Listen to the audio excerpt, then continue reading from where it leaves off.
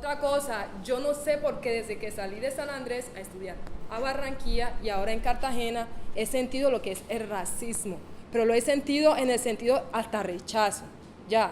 Y ahorita lo estoy sintiendo con mi hija. Mi hija un día llegó a la casa y me dice, mami, yo no soy negra, yo soy morena. Le dije, mami, ¿por qué dices eso? Tú eres negra, tu mamá yo soy negra y tú eres negra. Y tú tienes el color más bonito del mundo. No, porque en el colegio me dicen a mí que yo no soy negra, yo soy morena. Y me dicen que eso es feo. Mis amigas me dicen que eso es feo y la profesora dice que eso es feo. Le dije, ¿cómo así que eso es feo, mami? Eso no es feo, mami. Eso es bonito, el negro es bonito. Entonces tengo ese problema con ella de que la niña, todas las veces que yo le digo, ay, mi negrita, no me digas negra, yo soy morena. Entonces es una cuestión que está pasando también en las instituciones educativas que no están enseñando a los niños la aceptación de su propio color. Ya, entonces tenemos que hacer algo sobre esta situación nosotros mismos como de raza negra y como dice, ascender. La única forma que nosotros hemos resaltado, como han dicho muchos, es en la educación. ¿Cuál es la pregunta? No, porque empecemos a presentar el proyecto. Bueno, muy buenas tardes para todas, todos. Me presento brevemente, Mara Viveros, y como tú decías, uno trasciende los títulos.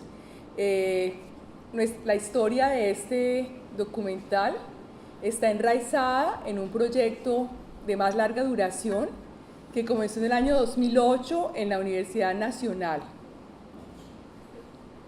Nos interesó trabajar sobre un sector de la población negra o afrodescendiente del que poco se habla, y es de los sectores medios negros. Y es que parece como un oxímoron o como hielo frito, que es lo mismo que oxímoron, hablar de clases medias negras, porque siempre que pensamos en la población negra, la pensamos asociada a la extrema pobreza, al desplazamiento, y no nos equivocamos porque en realidad los índices muestran que efectivamente las poblaciones negras ocupan altos grados de desplazamiento y por supuesto tienen necesidades básicas insatisfechas en alto grado, etc. Pero nunca pensamos en que no solamente en el siglo XX, sino incluso desde el siglo pasado, hubo un sector pequeño de la población que participó de alguna manera en la sociedad colombiana, no en la escala más baja de la sociedad, sino en los sectores medios. Es decir, ha sido una historia invisibilizada y nos pareció importante también pensar esa historia. Es decir, cómo ha participado la población negra en la sociedad colombiana, cuál ha sido ese lugar que ha tenido.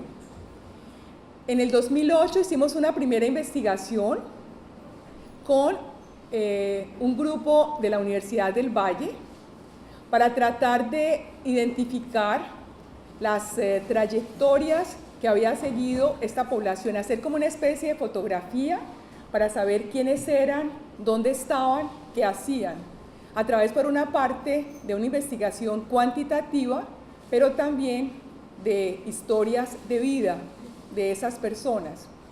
A partir de esa investigación nos dimos cuenta que era importante entender ese proceso en términos de más larga duración y por eso abordamos un segundo nivel de la investigación en el 2010, un proyecto que se llama Escapando a la desdicha genealógica y que pretendía identificar justamente cuál había sido el proceso seguido por esa población desde 1920 hasta el año 2000, tratando de cubrir 3 generaciones y ver a través de historias de vida cómo había sido ese proceso precisamente de incorporación de estos sectores negros o afrodescendientes a la sociedad mayor colombiana.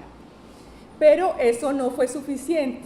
Nos fuimos dando cuenta que eso que llamamos lo negro, la identidad negra, es algo bastante diverso y que nos importaba saber que no era lo mismo el proceso de ascenso social cuando se hablaba de mujeres que de hombres, cuando se hablaba de heterosexuales que de homosexuales, por ejemplo, o cuando se hablaba de distintas generaciones. Es decir, no había significado lo mismo ser negro para una persona que tuvo su juventud en 1940 o para alguien que vivió al contrario en los años 70 o alguien que en sus 20 años conoció la redefinición constitucional del 91.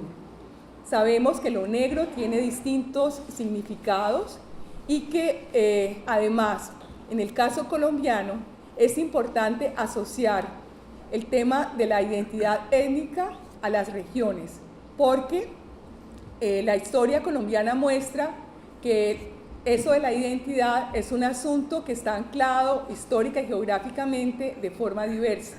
Entonces sabemos que el significado de lo negro en el Pacífico y en el Atlántico es distinto en el Caribe, y que incluso al interior del Pacífico también lo negro es diverso.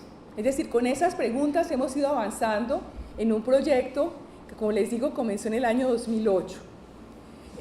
Queremos comentar que en el curso de esta investigación se han publicado distintos artículos que han dado cuenta de resultados parciales.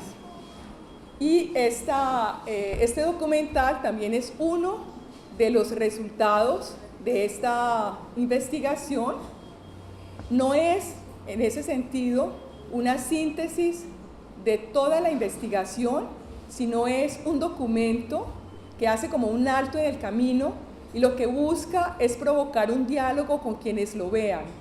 En ese sentido, no fue, digamos, un objetivo de la misma investigación producir el documental, sino que en el curso de la investigación nos dimos cuenta que era importante interactuar con las personas que de alguna manera nos habían dado sus relatos, que nos habían permitido entender ese proceso de ascenso social de la población negra.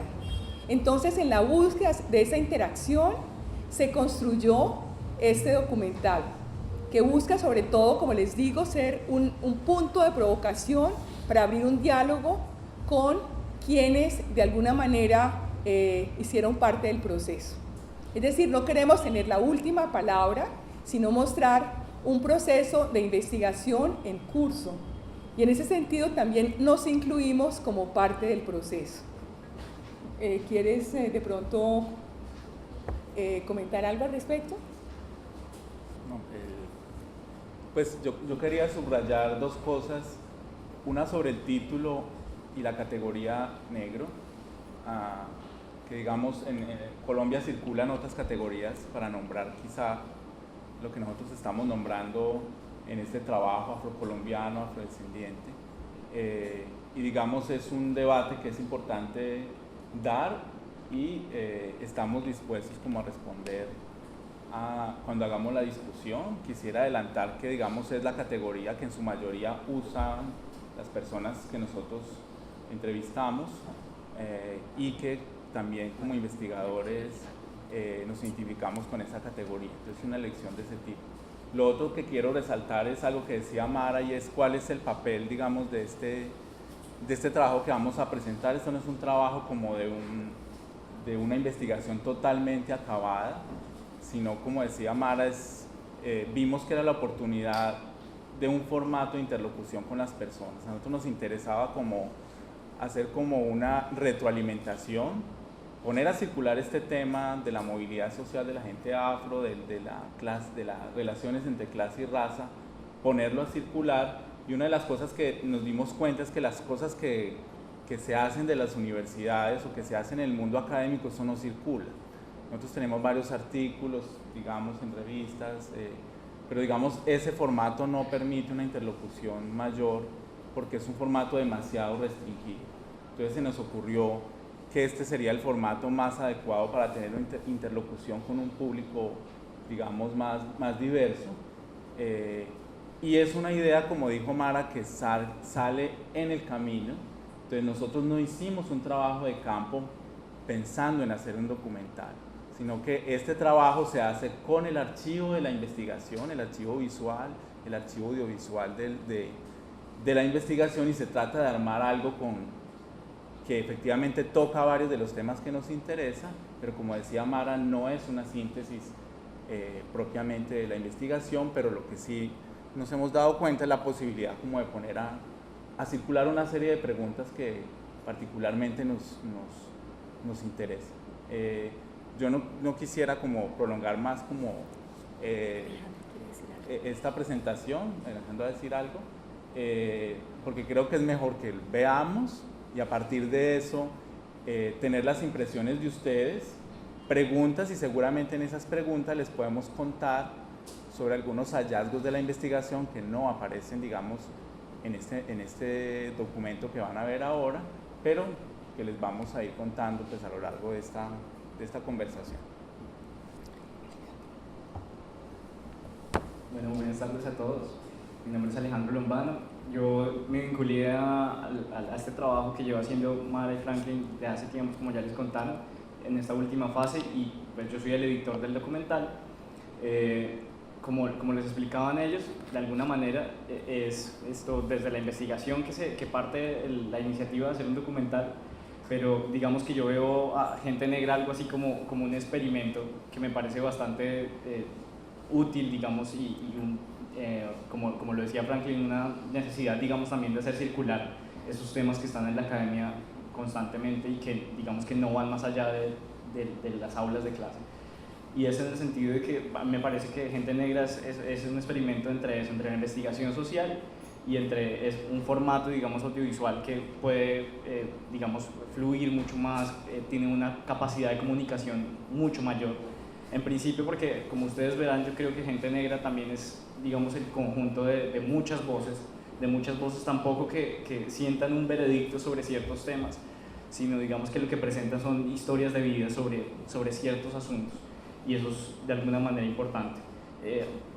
Para finalizar, digamos, para que demos inicio al documental, yo quisiera, digamos, agradecer también el espacio y decir que es muy propicio que el documental, pues muy chévere que el documental se presente justo en un lugar donde hay la posibilidad, o presumo hay la posibilidad, de que hablemos no solamente de lo audiovisual, sino también hablemos de lo social y hablemos, digamos, como de esas temáticas que yo creo no están separadas y que es importante, digamos, que tejer, digamos, en torno a que esas narrativas están.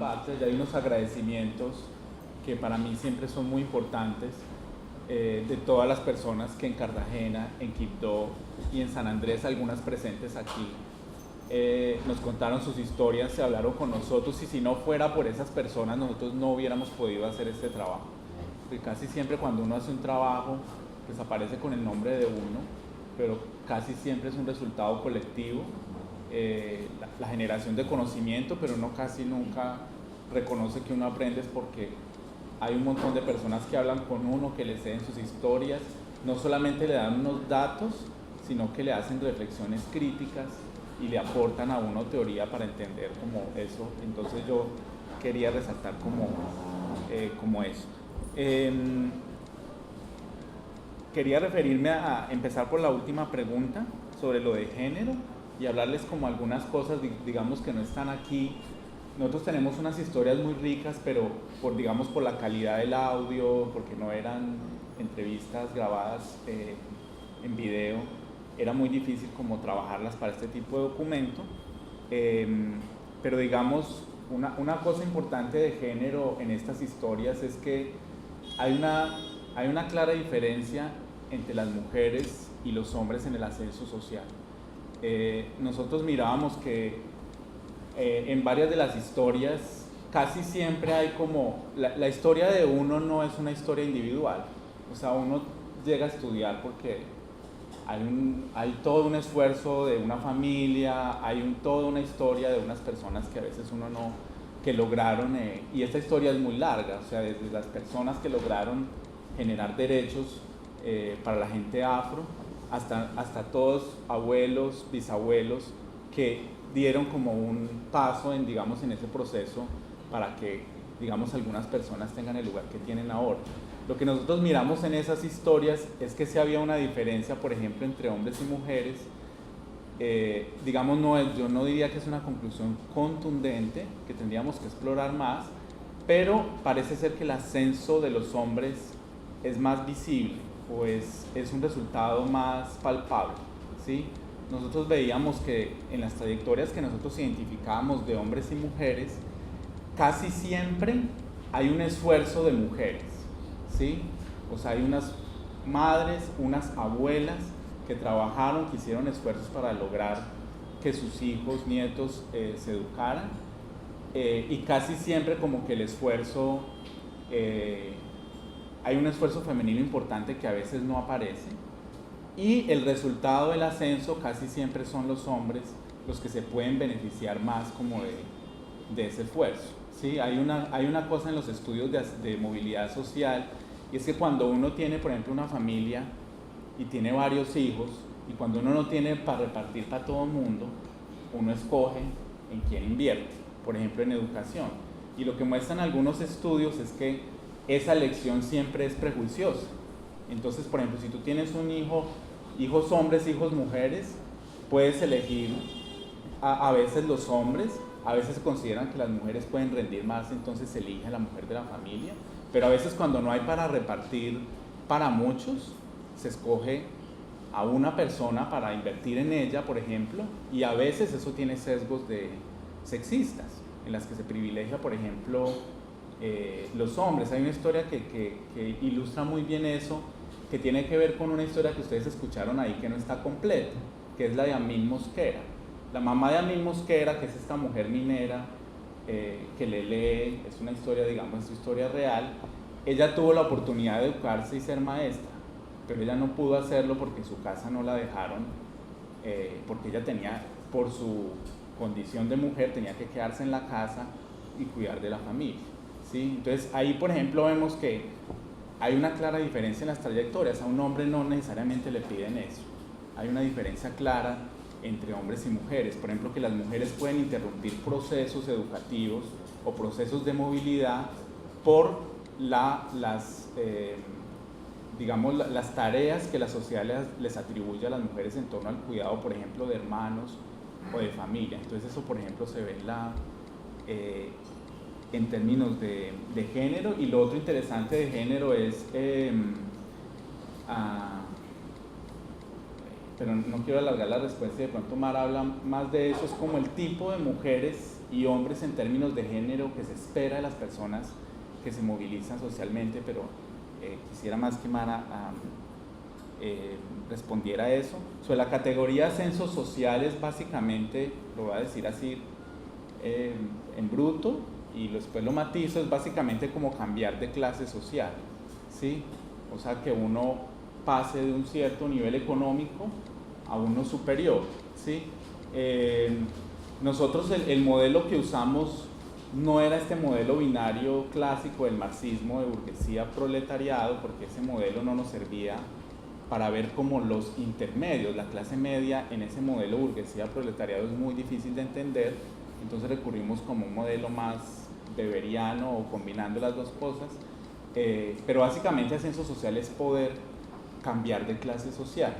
Como lo mencionaba el compañero ahora, nosotros veíamos en esa comparación generacional, nosotros comparamos abuelos, padres e hijos, y veíamos que los abuelos, que eran los que entre comillas estaban más abajo en términos de que no tenían niveles educativos muy bajos, eran de contextos rurales, etc.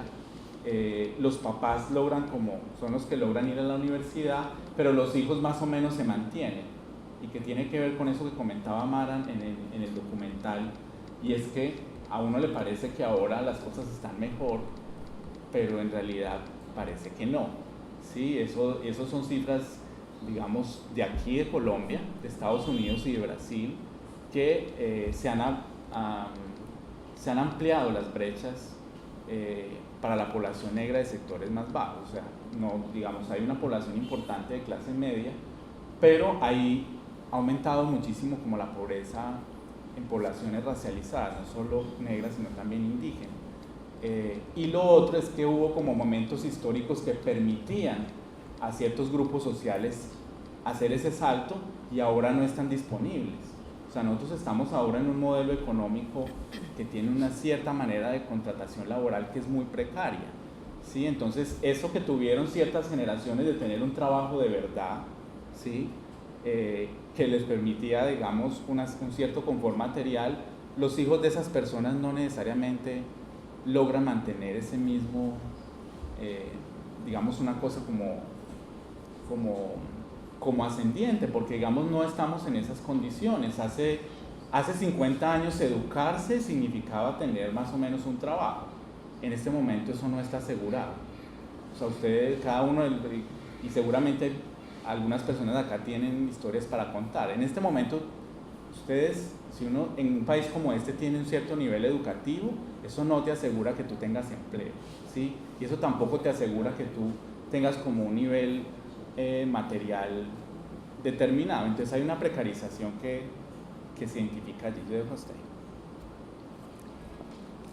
Bueno, yo voy a comenzar con la pregunta que nos hacía Cristian. ¿Sí, Cristian? Yo. Sí. Es decir, estaba sorprendido por las voces propias en el documental, había sido una sorpresa. Y realmente creo que fue una opción que nos costó. Y me parece interesante decir que como investigadora pocas veces estoy en el lugar de la entrevistada. La otra cosa es que ni siquiera tuve la oportunidad de editar algunas de las secuencias de la entrevista y a posteriori deseé en algunos momentos suprimir algunas escenas porque objetivarse no es una tarea sencilla. Y si comparto eso es porque realmente, pues también es decir, era también como exponernos y no solamente tener el lugar de las voces autorizadas que hablan sobre otras y otros, sino también incorporarnos en esa reflexión. Esta investigación también es una reflexión sobre la historia propia, es darle un sentido y probablemente no el sentido que la sociedad colombiana quiere darle. Es de alguna manera pelear por el significado propio, es decir, cómo me hago cargo de mi historia, qué sentido le doy. Y esa es la última pregunta. Es decir, hay un relato de lo que es la identidad negra en Colombia y el relato hegemónico desde 1991 define a la población negra afrodescendiente de las comunidades negras de una cierta forma, como poblaciones ribereñas, como poblaciones con una cultura de alguna manera estanca, con una lengua propia. Entonces hay como una especie de limitación de la definición de lo que significa lo negro. Y eso excluye historias como la mía, pero no solamente la mía, sino de otras personas que no corresponden a esa definición. Entonces me parece también importante explicitar que cuando hablamos de lo negro, siempre estamos hablando de lo negro desde un punto de vista en el que no somos de alguna manera protagonistas, es decir, no decidimos qué quiere decir lo negro, sino que estamos respondiendo a lo que otras personas están decidiendo que es lo negro. Y en este momento puede parecernos muy progresista la definición que desde el año 91 se dio de lo negro, pero no es tan progresista, porque estaba ignorando, por ejemplo, que la mayor parte de la población colombiana negra, afrodescendiente, raizal, palenquera, es urbana. No es una población rural ni ribereña. Probablemente tampoco habla una lengua particular y la cultura negra es una cultura, digamos, que tiene, por supuesto, elementos tradicionales, pero hay que recordar que todas las tradiciones son inventadas y que las tradiciones también se alimentan de intercambios. Y la cultura negra está viva porque precisamente muta, no es una cosa que permanece fija en el tiempo. Entonces lo que llamamos tradición hay que tener cuidado porque todo el tiempo estamos recreando e inventando tradiciones. Lo negro y lo de las voces propias. En relación con ascenso social, me parece que el proceso que describía Franklin efectivamente es lo que queríamos ver y es también, lo queríamos también analizar desde la experiencia de la gente negra que también vive como un drama personal eso de lo que se llama el blanqueamiento. Es decir, cuando se habla de una persona negra en un sector medio, siempre se la tilda de blanqueada y el blanqueamiento casi que se vuelve como un insulto y como una cosa moral. Es como si alguien fuera traidor a un origen. Bueno, habría que pensar si hay un origen, es decir, si hay un original, y en ese sentido puede haber traición. Y yo creo que no hay original, y en ese sentido no existiría la traición. La gente se blanquea porque le toca migrar, porque el mundo en el que vive es un mundo de blancos, porque la educación que recibe es blanca. En ese sentido termina blanqueándose muchas veces a pesar de sí misma. Es decir, las alianzas matrimoniales también blanquean, pero muchas personas terminan estableciendo alianzas conyugales con personas por fuera de su grupo porque salieron de su lugar de origen, porque encontraban las personas con las que se podían casar en otro lugar, donde no había personas de su grupo de origen. Entonces hay que tener como cuidado como con ese tipo de afirmaciones. Y también hay una noción de la identidad y la cultura como si fuera un asunto moral. Entonces, habría solamente una forma correcta de ser negro o negra. Y yo creo que también la investigación es un intento de profundizar, de cuestionar, de interrogar ese tipo de normatividad sobre la identidad étnico-racial. Porque como cualquier identidad impuesta, es opresiva y es un constreñimiento y no es emancipatoria. Entonces, en ese sentido también nuestras preguntas tienen que ver con ese deseo de interrogar esa norma que a veces nos parece progresista y nos parecía también importante, digamos, situar esta investigación en un contexto precisamente muy particular, que es el del multiculturalismo. Por eso en el documental se insiste mucho en el asunto del multiculturalismo, porque nos parece maravilloso, ha producido reconocimiento, pero ha dado muy poca redistribución. Y eso es lo que explica el descenso social. Es decir, parece prometer, digamos, una mejor vida y efectivamente ha abierto el espacio para que las personas puedan afirmar, por ejemplo, ser negros. Pero hay que afirmar ser negros de una determinada manera. En ese sentido, la libertad que ha brindado el multiculturalismo es una libertad constreñida, una libertad limitada, es una libertad bajo fianza. Entonces también es importante entender que, es decir, tenemos que apropiarnos de nuestra propia historia y en ese sentido protagonizarla. Eso sería para hablar de lo de ascenso y descenso. Y efectivamente, el momento de hoy se refiere más a una polarización, a las brechas, y estamos asistiendo a la consolidación de una capa media de la población, es decir, efectivamente, ustedes ven hoy presentadores negros en la televisión. En Bogotá existe un grupo pequeño de personas adineradas que son negras, incluso existe una asociación que reúne lo que podríamos llamar el 10º talentoso negro, pero eso es una capa delgada. Mientras tanto, hay una capa creciente que vive en peores condiciones ayer que hoy. Entonces, eso me parece que hay que recordar, que ese es el contexto real. Pero las dos cosas son ciertas. Entonces, hay que poder mostrar que esos dos fenómenos, es decir, que ese fenómeno es un fenómeno relacional, que no se puede entender el uno sin el otro. Entonces, no es que estemos peor, es que la situación se ha polarizado, las brechas se han abierto.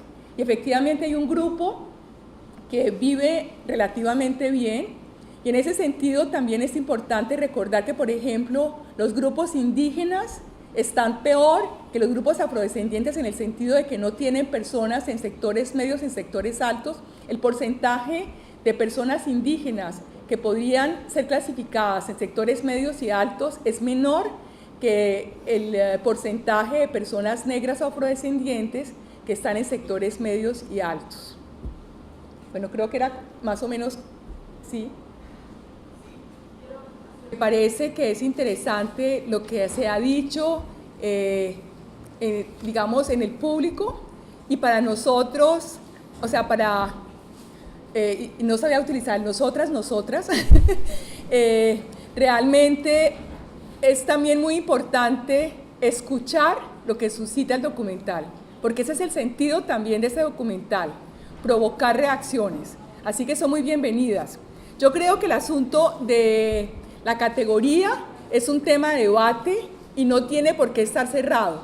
Me parece que lo que hay que hacer es precisamente discutir y poner en circulación precisamente los distintos sentidos de lo negro. Precisamente pelear contra ese congelamiento de una única definición de lo negro. Entonces me parece que es interesante y que por supuesto que hay muchas verdades es decir, hay muchas verdades que no son excluyentes. Una de las verdades es que efectivamente la categoría negra está ligada con el proceso colonizatorio, pero también es verdad que se puede reivindicar lo negro como una forma de invertir el estigma, y eso son dos maneras distintas, opuestas, de hablar de lo negro. Entonces, lo que me parece que hay que hacer siempre es intentar definir desde qué lugar se está hablando de lo negro, no presuponer que cuando decimos negro entendemos lo mismo. Ahora, en relación con el ascenso y que si ha habido ascenso o no, que si tenemos un presidente en Estados Unidos negro, que el apartheid ya no existe, eso es real, pero eso no significa, es decir, eso que tanto ha traído para la sociedad sudafricana.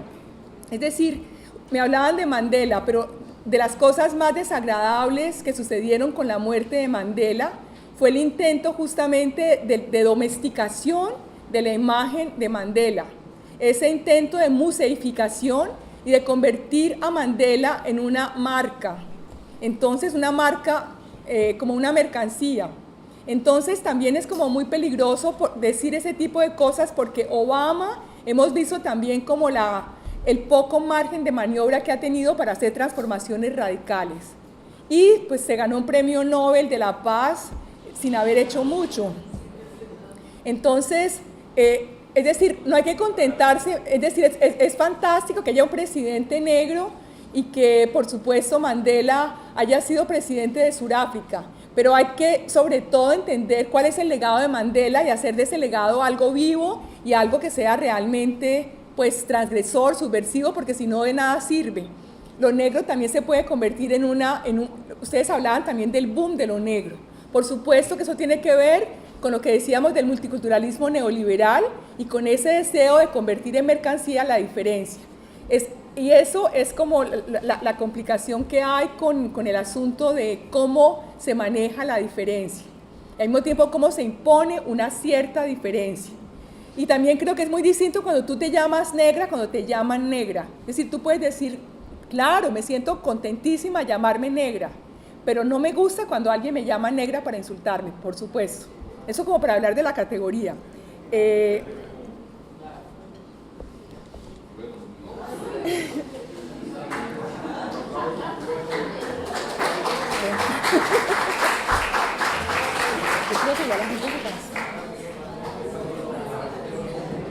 Sí, yo creo que es mejor, creo que fue suficiente de pronto.